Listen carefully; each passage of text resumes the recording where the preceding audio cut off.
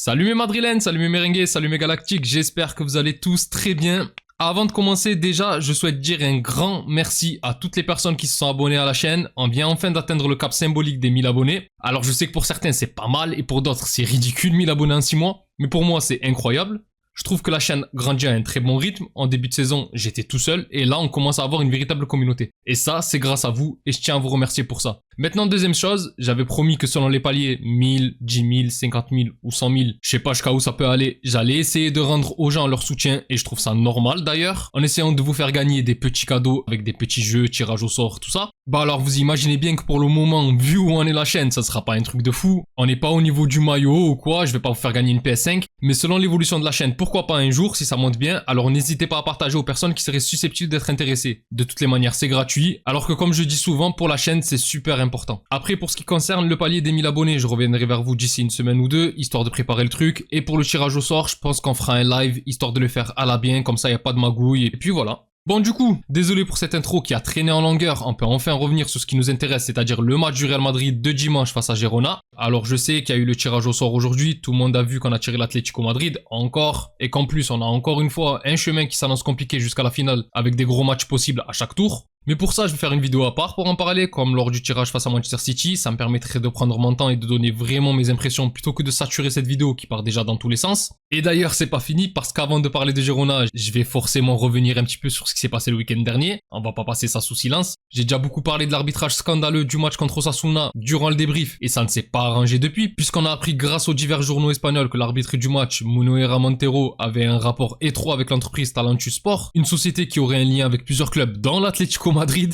C'est quand même assez douteux, sachant que l'arbitre a directement voulu supprimer ce lien sur ses comptes alors que la RFEF, c'est la Fédération Espagnole du Football pour ceux qui ne savent pas, était en train d'enquêter sur lui. Et pour moi, quand tu n'as rien à te reprocher, tu ne vas pas supprimer. Ou alors ça veut dire qu'il y a anguille sous roche. En plus de ça, on apprend peu de temps après qu'il avait une fresque murale de Messi carrément dans son jardin qu'il a essayé de camoufler à l'aide d'une bâche. Au bout d'un moment, ils ont besoin de quoi de plus? Parce que là, au final, au bout de l'enquête, soi-disant, il n'y a pas de conflit d'intérêt et l'arbitre est relaxé. Ce qui n'est pas juste pour moi vu tout ce qui se passe autour, alors qu'en même temps, Jude Bellingham, lui, est officiellement suspendu pour 2 matchs, soi-disant parce que le Real Madrid n'a pas pu prouver que Bellingham disait F-off au lieu de F-you, vous m'avez compris, je vais pas insulter. Et du coup, le rapport de l'arbitre où il se dit être insulté est présumé exact. C'est fou ça quand même. On rajoute à ça le match du Barça lundi soir, où il y a eu un penalty flagrant pour le Rayo Vallecano qui n'est pas sifflé. Et là, ça y est, il y a de quoi devenir dingue. Maintenant, on va voir comment tout ça va finir. Mais en tout cas, il y a un gros problème au niveau de l'arbitrage espagnol. Et je précise que ça ne concerne pas seulement le Real Madrid et que d'autres clubs également sont touchés. C'est l'arbitrage en général que je remets en cause. Enfin bref, en dehors de ça, on va quand même reparler football pur. Et cette rencontre était malgré tout très bonne de la part du Real Madrid, même à 10 contre 11. Je trouve qu'entre ce match à Osasuna et la rencontre de mercredi face à City, on a retrouvé un Real assez séduisant dans le jeu, dans la mentalité et dans les efforts. Et comme j'avais dit lors du débrief du match face à City, ça c'est l'œuvre de Pintus, qui est certes très critiqué dernièrement, surtout vis-à-vis des blessures. Mais n'empêche, si tu as un Kylian qui a retrouvé ses jambes, et surtout si quasiment chaque année on termine la saison en boulet de canon, à partir justement du mois de février, c'est grâce au travail du préparateur italien.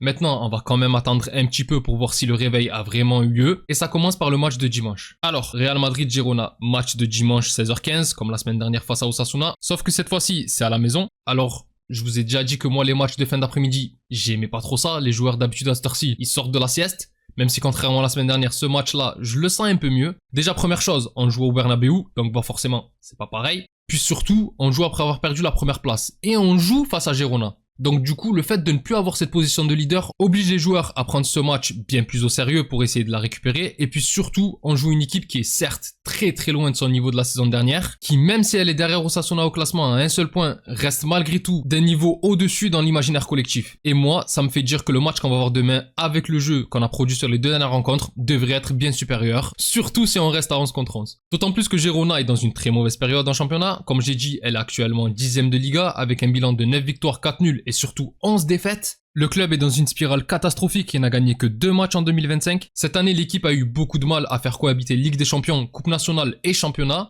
avec des joueurs importants comme Sanset ou Tsigankov qui se sont beaucoup blessés cette saison. D'ailleurs, Tsigankov sera encore absent ce dimanche. Sans parler non plus du départ de Dovbyk pour la Roma. Et résultat des courses, le club est éliminé de la Ligue des Champions à la 33e place en n'ayant gagné que la rencontre face au Slovan Bratislava. éliminé de la Coupe d'Europe face à l'UD Logroñés, une équipe de 4ème division, je crois. Et là, en championnat, c'est triste. Hein. Comme j'ai dit, seulement 2 victoires en 2025 face à Las Palmas et face à Alaves. Sinon, c'est que des défaites, dont la dernière face à Girona le week-end dernier sur le score de 2-1. Après, en plus, face à nous, c'est quand même une équipe qui nous réussit pas trop mal. Au match aller, on a réussi à les battre 3-0 chez eux avec un Bellingham qui pétait tout à ce moment-là, après son déclic contre Osasuna. Buteur et passeur pour Güler.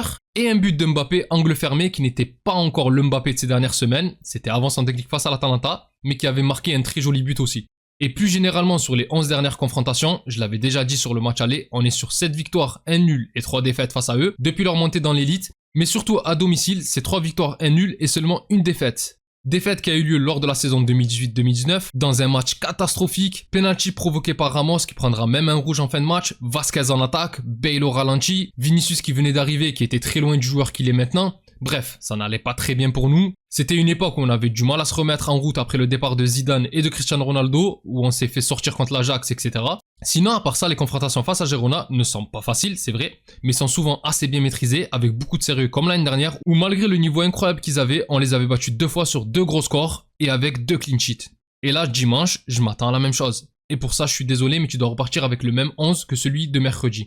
Je trouve qu'on a enfin retrouvé une équipe avec un peu plus d'automatisme, alors certes coupée en 2, avec 6 joueurs plutôt à vocation défensive, en tout cas qui ne se projettent pas trop, et 4 joueurs devant qui font beaucoup de mal aux défenses, et qui se débrouillent un petit peu comme ils peuvent avec leur grande qualité. D'ailleurs, petit aparté, mais je suis vraiment content de ce qu'a dit Bellingham à la fin du match de City, concernant Rodrigo, où il a dit que c'était pour lui le joueur le plus talentueux et le plus sous-coté de l'effectif. J'ai jamais caché mon amour pour le football du Brésilien, vous l'avez déjà vu sur cette chaîne, Valverde et lui sont des joueurs pour moi qui sont indispensables dans cet effectif, et j'aime quand ceux-ci sont mis en lumière. Alors qu'il est bien entendu bien plus facile de parler des 3 autres quand ils brillent, et d'ailleurs c'est mérité, mais là je suis content qu'il ait réussi à glisser quelques mots pour Rodrigo qui a encore été très bon mercredi, comme quasiment à chaque fois. Voilà, ça c'est dit. Du coup, je disais qu'on a une équipe coupée en 2, même si Bellingham et Rodrigo essayent de faire le lien, mais bon, demain l'anglais ne sera pas là, et j'imagine bien un Brahim ou un Modric à sa place, ou même un Güler, qui serait le remplaçant parfait, même si ça m'étonnerait vu que le Turc ne joue plus depuis un petit moment, je pencherais bien plus pour un Modric. Si met Camavinga, ça ne serait pas scandaleux non plus, mais je trouve Ceballos tellement bon à la relance que pour moi, tu ne dois pas le faire jouer trop haut. Je ne vois pas trop la plus-value, même s'il est tellement bon dans sa qualité de passe qu'il est capable d'offrir 1 ou 2 caviars. Mais je privilégie plus un joueur à la Modric, Güler ou Brahim capable d'être également très intéressant dans la surface. Du coup, pour le 11 de demain, on devrait partir avec Courtois dans les buts. Devant lui, la charnière Asensio-Rudiger. Ça y est, là c'est définitif. À gauche, en vrai, vu qu'Ancelotti semble alterner entre les 2 latéraux, je remets Fran Garcia après la titularisation de Mendy mercredi. Je trouve le latéral espagnol légèrement meilleur que le français à l'heure actuelle, et demain je pense que c'est lui qui débutera, même si c'est pas impossible que ce soit Mendy. À droite, bon je pense que vous l'avez compris vu que j'en ai pas parlé au milieu, je mets Valverde. Le seul qui peut jouer à tous les postes, même au cage, et où il sera toujours très bon. Et moi je suis Ancelotti, tant que le joueur ne se plaint pas, et il ne se plaindra pas, c'est ça qui est magnifique avec Valverde qui fait aucun chichi, et qui a l'amour du maillot au-delà de l'amour du poste. Il y a eu la petite guéguerre avec sa femme, mais je suis désolé, Valverde il a un Vasquez à chaque orteil, et dans les grands matchs, c'est lui ton latéral d'office.